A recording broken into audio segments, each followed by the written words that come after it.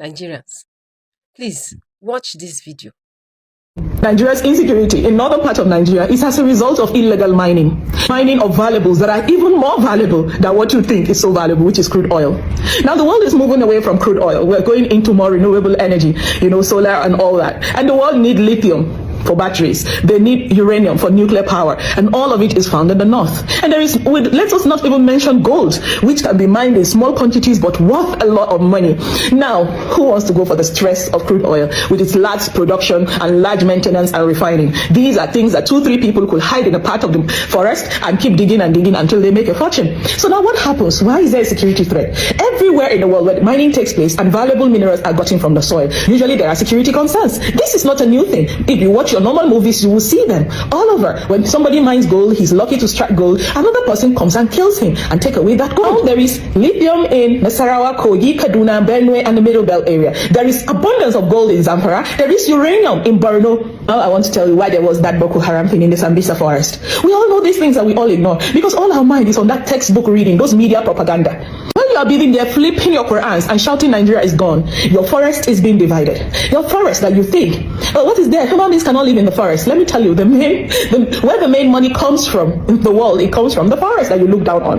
Now the forest, your forest is being divided by Americans, British, France, and all that, all coming to set up their camps, and Chinese, all coming to set up their camps for mining. A majority of this mining are not fully registered or not fully legal because they want to boycott the extra cost of its legality. So now what happens?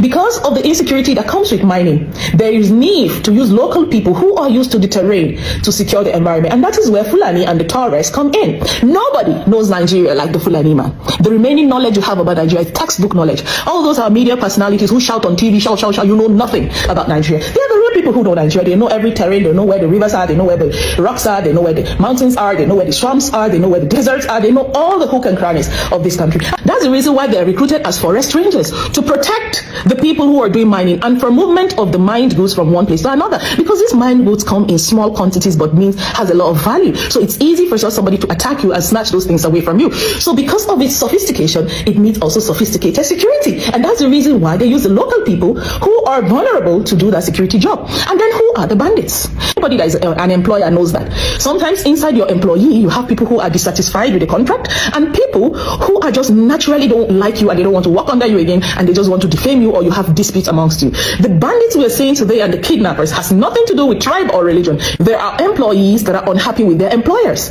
and that's the reason why you see that government negotiates with them. So get that into your brain. What they call terrorism is to keep you, the average individual, busy, panicking, engaged, talking, researching, and all that, while they do the needful for themselves. So it's high time, Nigerians, you that you have not bathed this morning, talking up and down about Muslim, Christian, about how terrorism has finished Nigeria. If you know the amount of people that died in the gold rush in America, you will know that Nigerian own is still small. Keep yourself safe and be watchful.